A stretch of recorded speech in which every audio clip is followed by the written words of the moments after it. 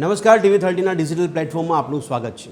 વિકાસની પ્રક્રિયા અવિરત માનવામાં આવે છે અને એટલા માટે જ વર્ષોથી ગુજરાતમાં વિકાસની હરણફાળ ભરવામાં આવતી હોય તેવા તંત્ર દ્વારા દાવા છે।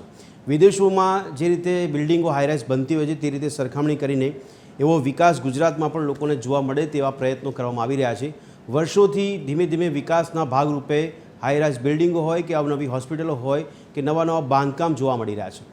તેમાં નીતિ નિયમો કેટલા સચવાય છે તેને લઈને સવાલ છે, પણ વર્ષોથી હાઈકોર્ટ દ્વારા વારંવાર આદેશો અને કડક ચેતવણી આપવામાં આવી છે કે રાજ્યની અંદર, શહેરોની અંદર જે હાઈરાઇઝ બિલ્ડિંગો બને છે કે ઘણા બધા એવા એકમો છે કે જ્યાં ફાયર સેફ્ટીના નિયમોનું પાલન કરવામાં નથી આવતું, ફાયર સેફ્ટીના સાધનોનો અભાવ જોવા મળે છે।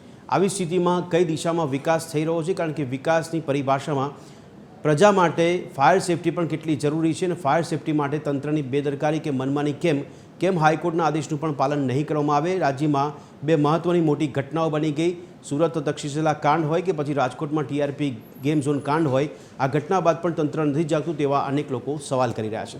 આ તમામ પાસા પર ચર્ચા કરીશું। મળીએ રાત્રે 8 વાગે ચર્ચા છડે ચોક।